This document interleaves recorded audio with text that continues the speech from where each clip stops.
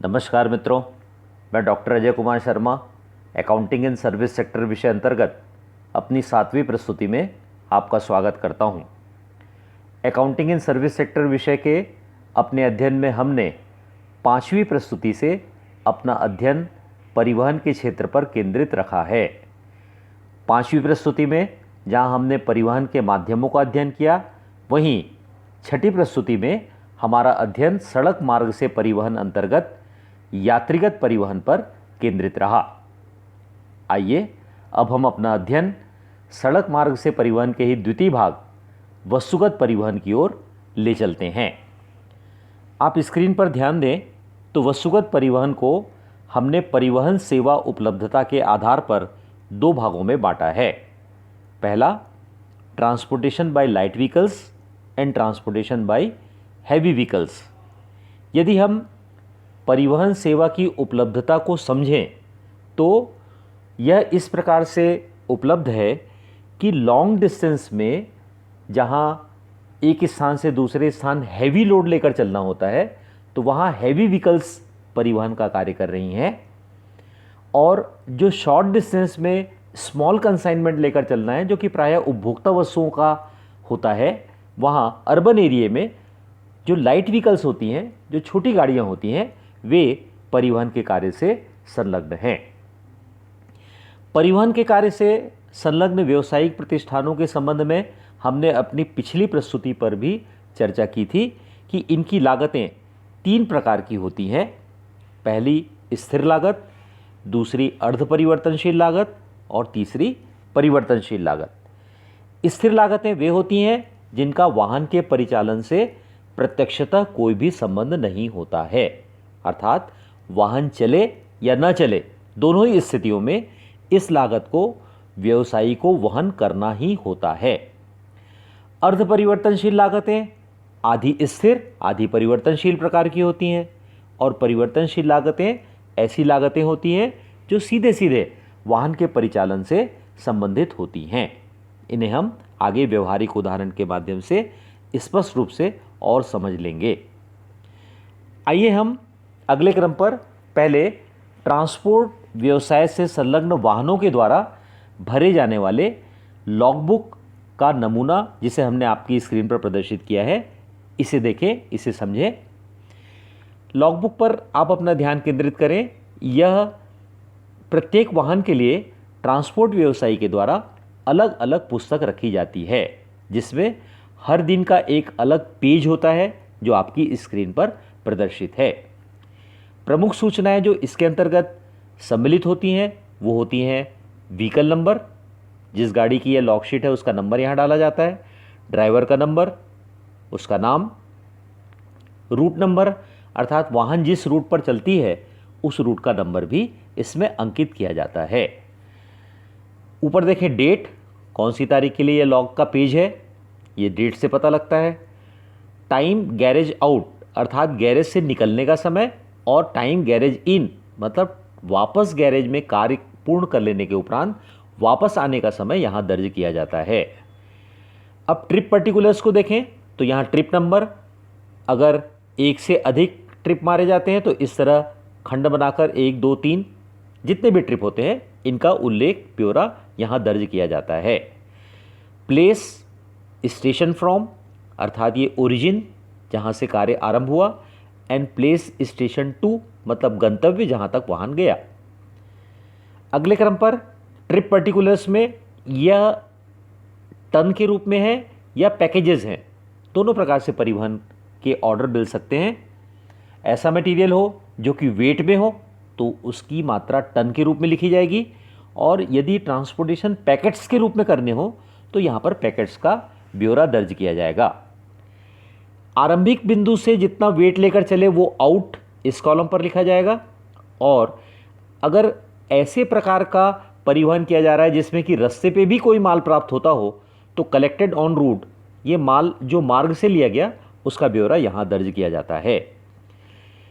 Total kilometres, जब यात्रा आरंभ की जाती है उस समय का जो किलोमीटर रीडिंग होती है उससे जो यात्रा संपन्न होने के समय की रीडिंग, इन दोनों के बीच के अंतर से किलोमीटर की गणना हो जाती है। टाइम बाहर जाने का समय और वापस आने के समय के अंतर के आधार पर कुल समय का भी निर्धारण हो जाता है। रिमार्क में वे महत्वपूर्ण बातें जिन्हें यहाँ दर्ज करना व्यवसायी के लिए या वाहन के लिए दोनों ही दृष्टि से अगर आवश्यक हो तो उन्हें यहाँ दर्ज किया जाता है। इसके नीचे में सप्लाईज, पेट्रोल, डीजल, जिस प्रकार के भी ईंधन से वाहन चालित है उसकी जो आपूर्ति की गई है उसका यहाँ पर ब्यौरा होता है। ऑयल अगर दिया गया है तो वो यहाँ लिखा जाता है। ग्रीस, इसका भी ब्यौरा यहाँ दर्ज करते हैं। Then time spend by driver, mechanic, cleaner, जितना जितना समय इन्होंने लगाया उसका ब्यौरा यहाँ होता है। एक्सेप्शनल लॉस ऑफ टाइम, यदि कोई ऐसा जो समय का नुकसान हुआ हो जो कि अनपेक्षित हो, एक्सेप्शनल हो, बिकॉज ऑफ एक्सीडेंट, अगर रास्ते में कोई वाहन दुर्घटनाग्रस्त हो गया हो, because of any traffic delay, कोई कहीं ट्रैफिक जाम लग गया हो, या लोडिंग अनलोडिंग में ज़रूरत से ज़्यादा समय लग गया हो, अनएक्सपेक्टेड टाइम लग गया हो, तो उसकी वजह से अगर ऐसे ट्रिप का टाइम एक्सटेंड हो गया है तो उसका ब्यौरा यहाँ दर्ज किया जाता है। दैनिक लॉगबुक एक परिवहन व्यवसाय के लिए या व्यवसायी के लिए अत्यंत महत्वपूर्ण प्रपत्र है, क्योंकि इसी के आधार पर वे अपना परफॉर्मेंस स्टेटमेंट बनाते हैं। ये परफॉर्मेंस स्टेटमेंट प्रायः बड़े ट्रांसपोर्ट व्यवसायी के द्वारा मासिक आधार पर बनाया जाता है, जिसे बनाने का आधार यह डेली लॉग शीट ही होती है। आइए अब हम अगले क्रम पर रोडवेज की लागत की इकाई को समझें। रोडवेज का कार्य यानी परिवहन के व्यवसाय से संलग्न व्यावसायिक संस्थानों को लागत की इकाई के संबंध में इसका निर्धारण करना और इसे समझना आवश्यक है। इसकी लागत की इकाई ट्रांसपोर्ट के व्यवसाय में दो प्रकार से निर्धारित होती है। पहला होता है निरपेक्ष टन किलोमीटर यानी एब्सोल्यूट टन किलोमीटर, और दूसरा होता है कमर्शियल टन किलोमीटर। अब absolute ton kilometre actual distance के आधार पर कैलकुलेट होता है, और टन किलोमीटर का मतलब, टन किलोमीटर का आशय है एक टन लोड लेकर 1 किलोमीटर चलने की लागत को निरपेक्ष टन किलोमीटर के आधार पर जब गणना की जाएगी तो वास्तविक दूरी के आधार पर हम 1 टन मान लेकर 1 किलोमीटर की दूरी तय करने से जो लागत आती है उसका निर्धारण करेंगे। और जब वाणिज्यिक टन किलोमीटर की गणना की जाती है तो ऐसी स्थिति में एक्चुअल के स्थान पर यहाँ एवरेज आधार पर इस गणना को किया जाता है। आइए हम इसे एक व्यवहारिक उदाहरण के माध्यम से समझने का प्रयास करते हैं। हमने आपकी स्क्रीन पर एक व्यवहारिक उदाहरण प्रस्तुत किया है जिसका मैं आपके समक्ष पठन कर रहा हूं, आप मेरे साथ चलें। एक ट्रक स्टेशन P से 10 टन माल लेकर चलता है। इसमें से स्टेशन Q पर 4 टन तथा शेष स्टेशन R पर उतार दिया जाता है। वापसी में वह स्टेशन R से 8 टन माल लेकर वह सीधा स्टेशन P पहुंचता है। देखिए हमने जो सॉल्यूशन वाला पोर्शन आपके समक्ष प्रस्तुत किया है, यहाँ इसे एक फ्लो चार्ट के रूप में हमने इसे आपके समक्ष प्रस्तुत किया है। देखिए ओरिजिन जो है वो स्टेशन P इज़ ओरिजिन, यहाँ से वो 10 टन लेकर चलता है, और स्टेशन Q जो है वो फर्स्ट स्टॉपेज है जिसमें से वह 10 में से 4 टन उतार देता है। तो अब जो ओरिजिन से 10 टन था वो 4 टन कम होकर उसके पास 6 टन का लोड बचा, और Q से R जब वो पहुंचता है तो 6 टन लोड लेकर R में आकर यह लोड भी उसका यहाँ खाली हो जाता है, अर्थात 0 हो जाता है।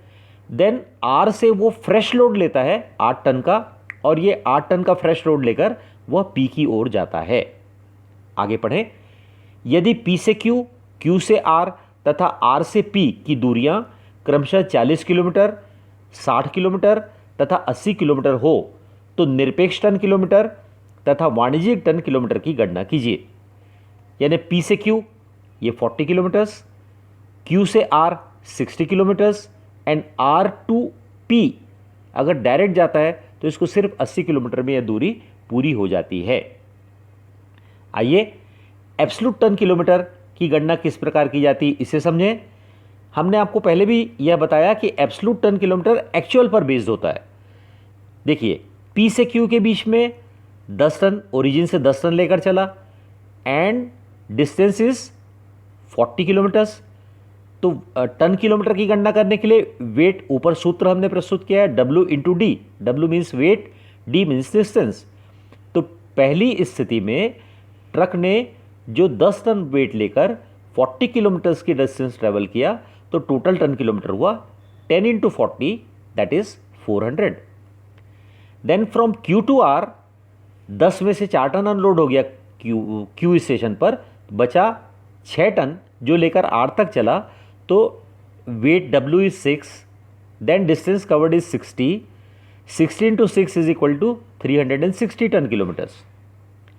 अब तीसरी स्थिति पे उसका पूरा माल जो ओरिजिनल माल लेकर चला था वो पूरा खाली हो गया R पे। R से एक फ्रेश लोड लिया उसने, वो फ्रेश लोड था 8 टन का, और 8 टन का लोड लेकर वो 80 किलोमीटर ट्रैवल किया। 80 इंटू 8 बराबर 640। इस तरीके से टोटल एब्सोल्यूट टन किलोमीटर निकालने के लिए हम इस तीनों का योग कर देते हैं।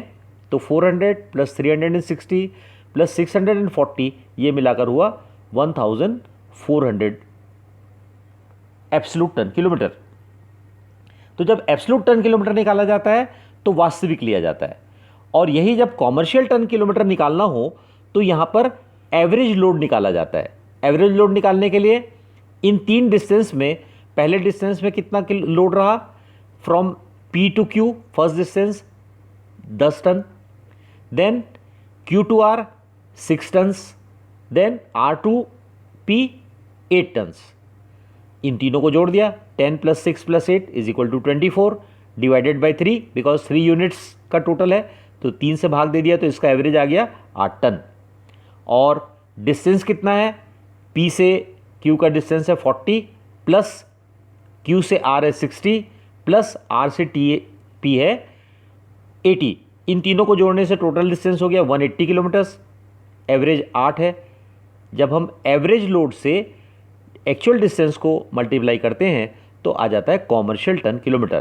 तो 8 इंटू 180 बराबर 1440 कॉमर्शियल टन किलोमीटर।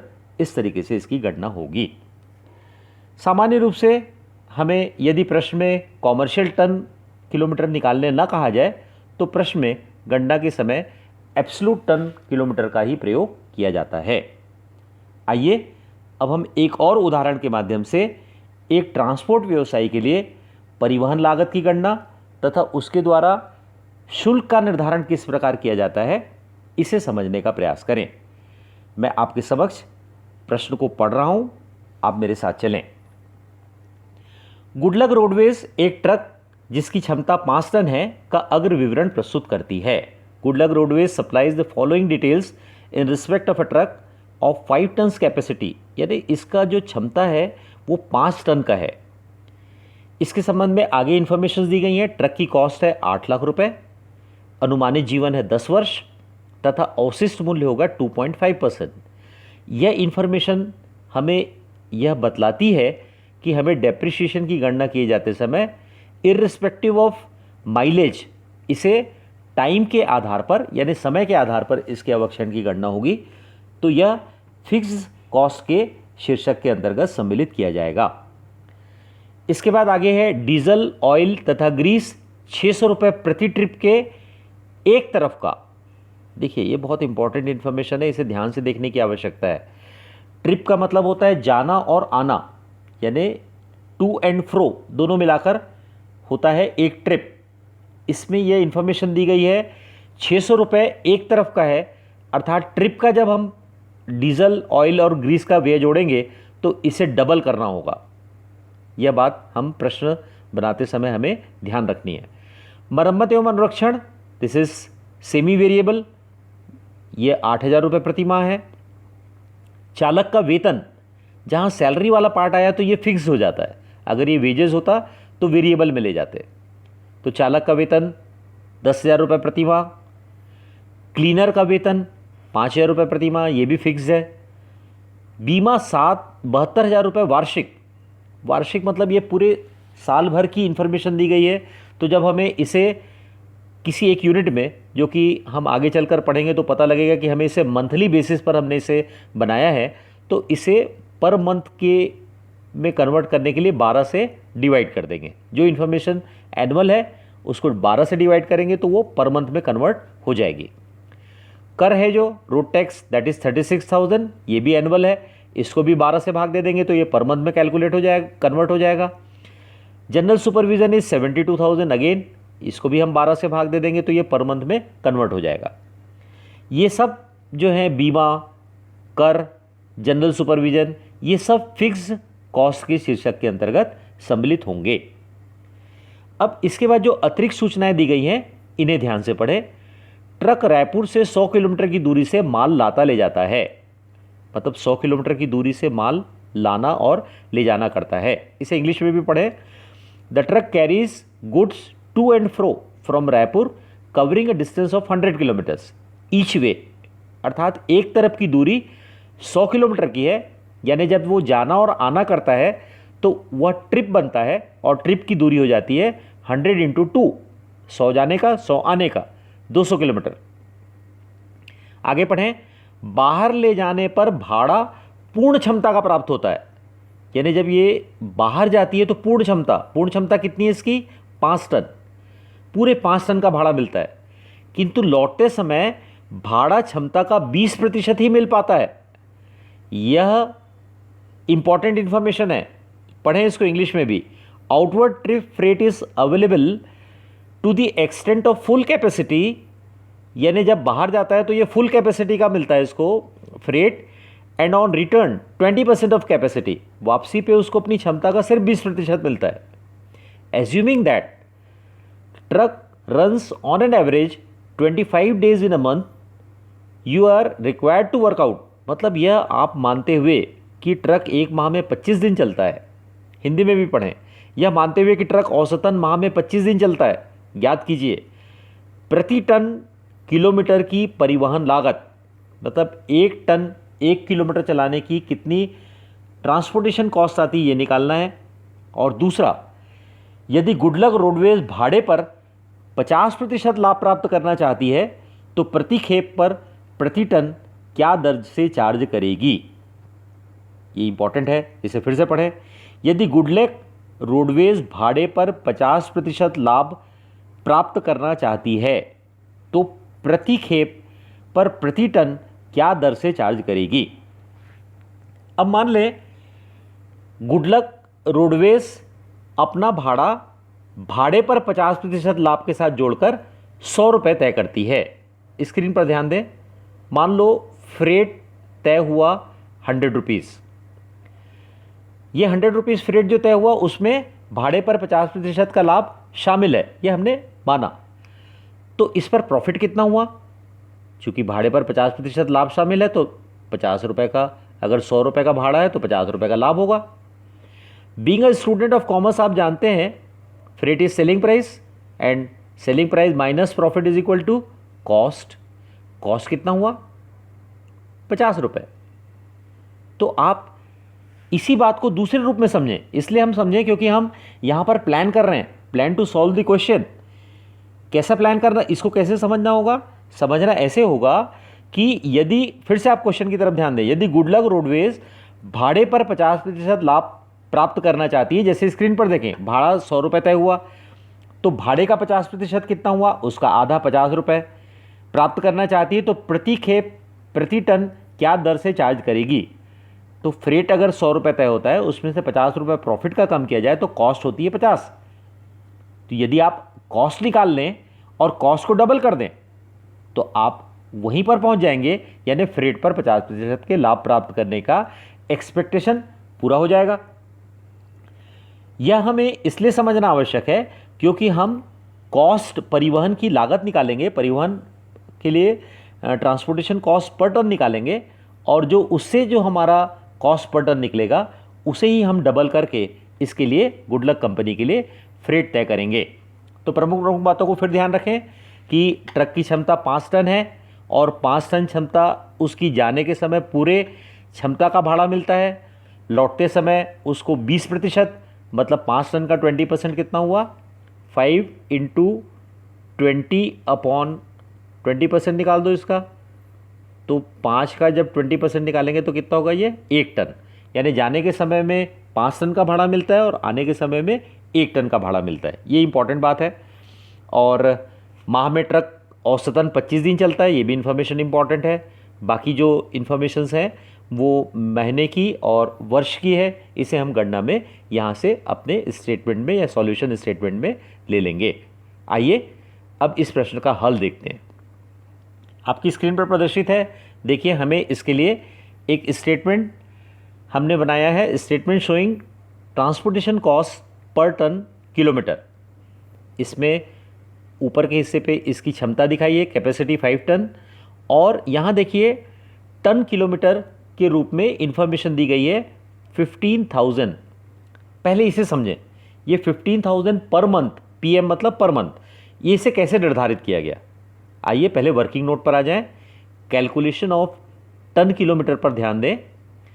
यहाँ कैलकुलेशन ऑफ टन किलोमीटर में जैसा हमने प्रश्न पढ़ा, आपको ध्यान है, आउटवर्ड ट्रिप क्या होती है, वह ट्रिप जो जब वो बाहर जाती है तो 5 टन क्षमता के साथ 100 किलोमीटर की यात्रा करती है। फॉर्मूला हमारा वही है, W weight into distance is equal to ton kilometre. तो 5 into 100 is equal to 500 ton kilometre, ये आउटवर्ड हुआ। और जब ये ट्रक वापस आती है तो इसको अपनी क्षमता का 20% ही लोड मिलता है। मतलब 5 का हमने 20% निकाला तो ये 1 टन हुआ। देखिए यहाँ पे गणना में शामिल है। तो इनवर्ट ट्रिप का कितना हुआ, 1 मल्टीप्लाइड बाई 100, 1 टन जो है वेट है, 100 किलोमीटर इज डिस्टेंस हुआ, is equal to 100 ton, 100 ton kilometre. इन दोनों को जोड़ दिया तो ये दोनों का योग कितना हुआ, 600 टन किलोमीटर। 600 टन किलोमीटर एक ट्रिप का हुआ। और प्रश्न में आपको ये बताया गया है कि ये ट्रक औसतन माह में 25 दिन चलती है, 25 डेज चलती है। तो 600 ton kilometre of a trip multiplied by 25 operating days is equal to 15,000 ton kilometre इसका जो होगा वो कवरेज होगा। तो ये हमने स्टेटमेंट के ऊपर इसे लिखा 15,000 टन किलोमीटर, ये इस गणना से यहाँ आया है। आइए अब हम स्टेटमेंट की अन्य चीज़ों को समझें। इसमें जो पहला सेक्शन है that is section of fix cost. इस फिक्स कॉस्ट को देखें, ड्राइवर सैलरी, इसको कुछ नहीं किया, प्रश्न से उठाकर हमने यहाँ लिखा है 10,000 रुपये प्रति माह। क्लीनर सैलरी गिवन है 5,000 रुपये प्रति माह, इसे भी हम क्वेश्चन से लाकर यहाँ लिखे हैं। इंश्योरेंस दिया हुआ है 72,000 रुपये साल भर का, उसे 12 से भाग दिया तो 72,000 divided by 12 is equal to 6,000। Road tax 36,000 given है, 36,000 डिवाइडेड बाई 12 ये हुआ 3,000 रुपये। जनरल सुपरविज़न ये भी वहाँ दिया हुआ है 72,000 पर एनम है, उसको 12 से भाग दिया तो ये 6,000 रुपये हुआ। अब ये हुआ डेप्रिसिएशन। ये डेप्रिसिएशन की गणना हमने वर्किंग नोट में की हुई है, इसे ध्यान दें। जो कॉस्ट ऑफ ट्रक बतलाया गया है दैट इज़ 8 लाख, 8 लाख रुपए की इसकी लागत है। इसकी स्क्रैप वैल्यू बताई गई 2.5%, तो 8 लाख का 2.5% हुआ 20,000 रुपये। ये हमने 8 लाख रुपए की लागत में स्क्रैप को कम किया तो आया 7,80,000 रुपये। ये इसका total depreciation, life time depreciation होगा, पूरे जीवन काल में इस ट्रक का डेप्रिसिएशन होगा 7,80,000 रुपये। साथ ही प्रश्न में यह बताया गया कि इस ट्रक की आयु जो होगी वो 10 वर्ष होगी, तो 7,80,000 रुपये 10 वर्ष में डेप्रिशिएट होगा, तो एक वर्ष में कितना डेप्रिशिएट होगा, 7,80,000 डिवाइडेड बाई 10 दैट इज 78,000। अब ये 78,000 हुआ एक वर्ष का डेप्रिशिएशन, हमने इसे अपने स्टेटमेंट में लाकर 12 से डिवाइड कर दिया, तो 78,000 divided by 12 is equal to 6,500। और इस अनुक्रम में ये 6 मदें जो फिक्स कॉस्ट के अंतर्गत हैं, इन 6 मदों का योग हुआ 36,000। ये 36,000 को हमने टोटल टन किलोमीटर से डिवाइड कर दिया। 36,000 जो 36,500 हुआ, ये that is divided by 15,000 ton kilometre जो ऊपर पहले हमने गणना की थी उससे भाग दिया, तो ये पर टन किलोमीटर 2.43 आया। ये हमने बाहर वाले कॉलम पे जो पर टन किलोमीटर की गणना की है उसमें इसे शामिल कर लिया। Then next is semi variable cost. Semi variable cost में रिपेयर्स एंड मेंटेनेंस है। स्ट्रेट अवे हमने क्वेश्चन से यहाँ पर इसकी पोस्टिंग कर दी 8,000, सिंगल आइटम है और कोई इसके साथ है नहीं, तो ये 8,000 रुपये ही हुआ, और इस 8,000 रुपये को 15,000 टन किलोमीटर से भाग दिया तो ये 0.53 आया। इसे भी हमने बाहर वाले कॉलम पे ले लिया। अगले क्रम पर वेरिएबल कॉस्ट है। वेरिएबल कॉस्ट में डीजल, ऑयल, ग्रीस दिया हुआ है। ये जो हमने प्रश्न पढ़ा था उस समय हमें ध्यान है कि ये एक ट्रिप के एक तरफ का खर्च जो है वो 600 है, और ट्रिप कंप्लीट होती है जाके वापस आने से, तो हमने इसे 2 से गुणा कर दिया, तो एक तरफ का 600 हुआ, दो तरफ का 600 इंटू 2 बराबर 1,200 रुपये हुआ। अब 1,200 रुपये एक ट्रिप का हुआ, और माह में कितनी ट्रिप्स चलती हैं? 25 ट्रिप्स। 25 से मल्टीप्लाई कर दिया तो ये हो गया 30,000 रुपीज़। इसे हमने इसलिए ऐसा किया क्योंकि बाकी इन्फॉर्मेशन भी मंथली बेसिस पर है, इसलिए हमने इस इन्फॉर्मेशन को भी मंथली बेसिस पर कन्वर्ट कर दिया ताकि टोटल कॉस्ट के निर्धारण करने में कोई प्रकार की गड़बड़ी ना हो। वेरिएबल कॉस्ट 30,000 को डिवाइड किया 15,000 टन किलोमीटर से, तो ये आ गया पर टन किलोमीटर 2। और इसके पश्चात टोटल ट्रांसपोर्टेशन कॉस्ट निकालने के लिए हमने ए प्लस बी प्लस सी किया। ए है जो फिक्स कॉस्ट, इसका टोटल है 36,500। बी जो है सेमी वेरिएबल कॉस्ट, ये 8,000 रुपये, और सी जो है वो है वेरिएबल कॉस्ट, ये है 30,000 रुपये। इन तीनों का टोटल हुआ 74,500, और इस 74,500 को अगेन जो 15,000 टन किलोमीटर है इससे डिवाइड किया तो ये हो गया 4.96 रुपीज़, 4.96 पर टन किलोमीटर। तो ये जो प्रश्न में पूछा गया था पहला हिस्सा प्रश्न का कि परिवहन लागत प्रति टन किलोमीटर का निर्धारण करिए, तो परिवहन लागत प्रति टन किलोमीटर इस गणना के आधार पर 4.96 आई।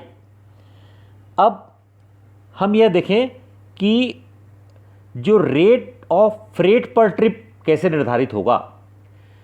जो total cost per ton kilometre है ये हमारा 4.96 आया, और प्रॉफिट 100% ऑन कॉस्ट हमने ऐड कर दिया टू अर्न 50% ऑफ फ्रेट। यानी जब हमको फ्रेट पर 50%, जैसा जब प्रश्न का हम पठन कर रहे थे उस समय हमने इस बात को वहाँ डिस्कस किया था कि फ्रेट पर 50% लाभ अर्जित करने के लिए लागत को हम डबल कर देंगे तो फ्रेट पर 50% का लाभ प्राप्त हो जाएगा। तो 4.96 लागत आई प्रति टन किलोमीटर, इसमें 4.96 ही और जोड़ दिया जाए तो फ्रेट कितना तय होगा? 9.92, और ये 9.92 फ्रेट तय करने से इस फ्रेट पर 50% का लाभ जो कि 4.96 होगा प्राप्त होगा, ये प्राप्त होने लग जाएगा। अब फ्रेट पर ट्रिप निर्धारण करने के लिए जो दर होगी वो देखें। आउटवर्ड फ्रेट जो होगा वो होगा 5 टन लोड लेकर 100 किलोमीटर ट्रैवल करने से 9.92 की दर से 4,960 रुपये, और इनवर्ड लोड लेकर 1 टन लेकर चलना है, 100 किलोमीटर ट्रैवल करना है, कॉस्ट इज यानी जो फ्रेट है वो 9.92 है, तो ये हो जाएगा 992, और पर ट्रिप का फ्रेट होगा 4,960 प्लस 992 इज इक्वल टू 5,952 रुपये। तो गुडलक कंपनी ने आपसे ट्रिप का क्या फ्रेट तय होना चाहिए इसके बारे में जानकारी मांगी थी। तो इस गणना के आधार पर गुडलक कंपनी के एक ट्रिप 5 टन लेकर जाने और वापसी में 1 टन लेकर आने के का फ्रेट 5,952 रुपये तय किया जाएगा। तो मित्रों, आज के इस अध्ययन में हमने परिवहन के कार्य से संलग्न व्यावसायिक संस्थानों के जो वस्तुगत परिवहन के कार्य से संलग्न हैं उनकी absolute ton kilometre, commercial ton kilometre तथा उनके लिए कैलकुलेशन ऑफ फ्रेट का अध्ययन किया। इस अध्ययन को हम यहीं विराम देते हैं। अब अगली प्रस्तुति में हम परिवहन के कार्य से संलग्न व्यावसायिक प्रतिष्ठानों के अंतिम खाते का अध्ययन करेंगे। आप सभी को एक संदेश के साथ, stay home, stay safe, keep studying, हम घर के अंदर तो कोरोना बाहर। Thank you very much. आप सभी को बहुत बहुत धन्यवाद।